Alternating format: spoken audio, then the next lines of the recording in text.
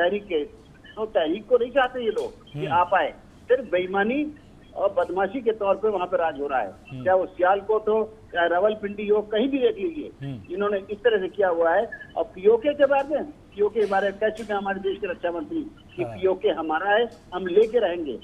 आज ये गिलगित में जो भी कर लें इनके हाथ में है, लेकिन किसी न किसी दिन ये हमारे साथ आएगा भारत।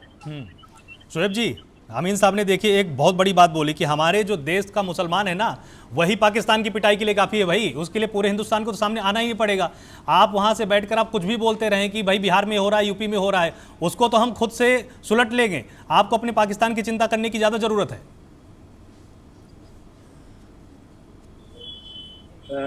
काफ़ी हद तक मैं उनकी बात से इत्तेफाक करूँगा कि हमें अपनी फिक्र करने की ज़रूरत है और करनी भी चाहिए। हर घर को अपनी फिक्र करनी चाहिए, आपको अपनी फिक्र करनी चाहिए, लेकिन आप कर नहीं रहे, आप हमारी फिक्र कर रहे हैं।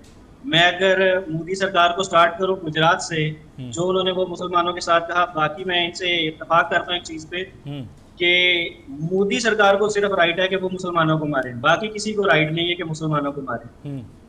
तीसरी चीज़, देखिए कोई किसी मुसलमान को नहीं मारा जा रहा, बलूचिस्तान के अंदर कोई इशू नहीं है, केपीके के अंदर कोई इशू नहीं है। पॉलिटिकली इख्तलाफ हर जगह पे मौजूद है, वो इंडिया के अंदर हो या वो आप अमेरिका में चले जाएं, वहां पे भी हो, पॉलिटिकली इख्तलाफ हर जगह पाया जाता है, कोई किसी को नहीं मार रहा। यहाँ पे भी जितने अनासर हैं पीओके के अंदर भी इस वक्त, वो एक ना एक दिन कच्चा चटा खुल के सामने आ जाएगा कि उसके पीछे कौन से लोग सरगर्म थे, कौन सी ताकतें सरगर्म थी, कौन से मुल्क सरगर्म थे, ये सब का सब खुल जाएगा। तीसरी चीज, चौथी चीज मैं क्लियर करता चलूं कि जिस वक्त अक़वाम मुत्तहिदा की रेजोल्यूशन पास हुई थी ना पीओके के ऊपर या ये आईओके के ऊपर, तो उसके मुताबिक वहां पर ये फैसला हुआ था कि वोटिंग करवाई जाएगी। हम तो आज भी चाहते हैं कि कश्मीर के अंदर वोटिंग करवाई जाए, फैसला हो जाएगा कश्मीर किसका है, लेकिन मसला कहाँ आता है, कौन रुकावट डाल रहा है कि वोटिंग नहीं होने देता, कौन चाहता है कि दोनों तरफ के कश्मीरी मिलकर अपने फैसला करें कि उन्होंने किस तरफ को जाना है, किसकी वजह से ये सारी रुकावटें पैदा हुई नहीं। अगर वो बंदा या वो रुकावटें दूर करे, मैं कहूँ सुबह इलेक्शन करवा दें, सुबह इलेक्शन करवाएंगे, सामने आ जाएगा। हम चाहते हैं राजकुमारी कराइए, एतराज होता पीओके हमारा है, आज पीओके के लोग हमारे पास आना चाहते हैं, हमारे भाई रेगुलेशन के मुताबिक रायशुमारी करवाई जाए, दूध का दूध पानी का पानी हो जाएगा। कौन रोड अटकार है, कौन रोड अटकार है इसमें?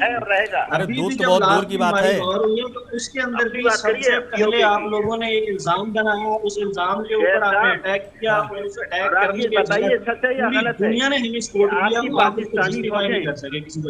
इजराइल में जा रही है लड़ने के लिए, अगर ऐसा ही चीजों को मारने के लिए, जनाब सिर्फ सारा हमारा ही रिकॉर्ड है, पब्लिक में भी है, सबको पता है। नहीं शोएब जी, अगर पाकिस्तान इतना शांति परस्त देश है, अगर पाकिस्तान इतना ज्यादा शांति परस्त देश है, तो दो दो लाइनें हमारे साथ क्यों हैं? रेड क्लिफ लाइन हमने तब बनाई जब आपके साथ हमारा विघटन हुआ था, जब हमने आपको अलग कर दिया, तमाम आपके सहयोगियों को हमने आपके साथ ही पाकिस्तान में भेज दिया। रेड क्लिफ तो तब बनी, एओजीएल भी है, एलओसी भी है, तीन लाइनें, पहले तो मैं दो बोल गया, 3 लाइनें हैं। नहीं, अगर पाकिस्तान, क्या भारत, देखिए शोएब जी एक छोटा सा सवाल है मेरा, भारत की सीमा 7 देशों के साथ लगती है, 7 देशों के साथ, बांग्लादेश, चाइना, पाकिस्तान, अफगानिस्तान, इन सभी को टोटल करते 7 देश हैं, जिसमें तीसरे नंबर पर आपके साथ है 3,323 किलोमीटर। सुनिए तो इकलौता ऐसा देश है पाकिस्तान, आपका मुल्क इकलौता ऐसा देश है भारत के साथ, 3 लाइनें हमारी, 3, हमको 3 जगह पर सीमा रेखाओं को चिन्हित करना पड़ा है। ऐसा क्यों? शांति के पुजारी हैं अगर आप शांति के पुजारी हैं, तो 3 लाइनें क्यों हैं?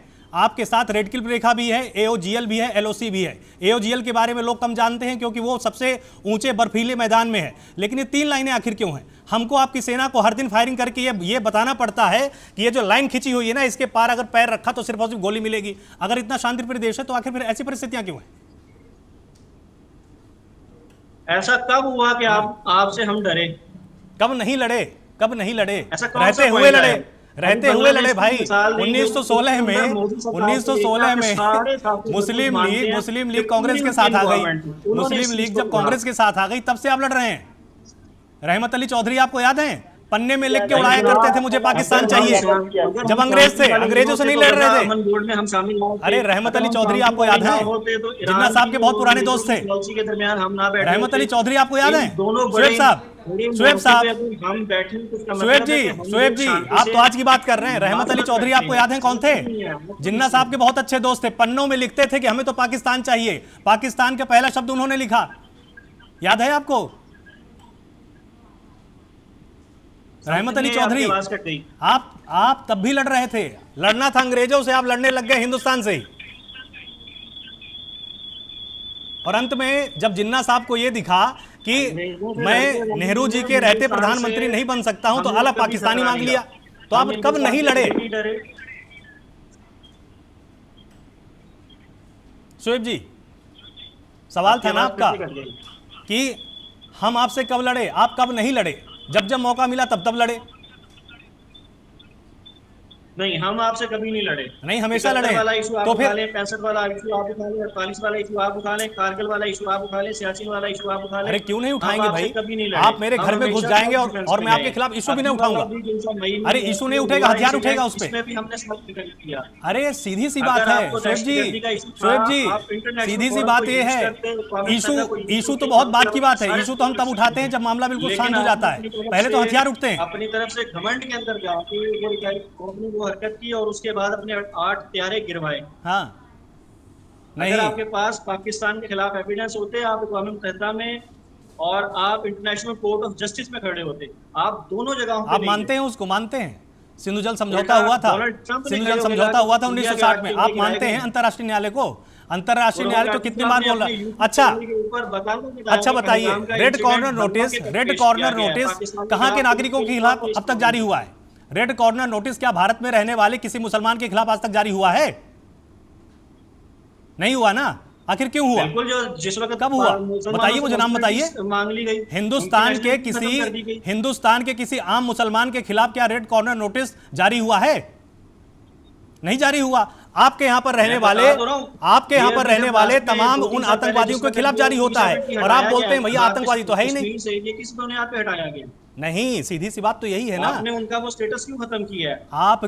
आपके बजट में कटौती होती है, आपके तमाम बैंक खातों को फ्रीज किया जाता है, रेड कॉर्नर इशू जो रेड कॉर्नर नोटिस है उसको जारी किया जाता है, आपको ग्रे लिस्ट में डाला जाता है, ब्लैक लिस्ट में डालने की धमकी दी जाती है। उसके बाद भी आप कहते हैं कि हम तो शांति परस्त मुल्क हैं, हमको तो हिंदुस्तान से कोई रंज ही नहीं है।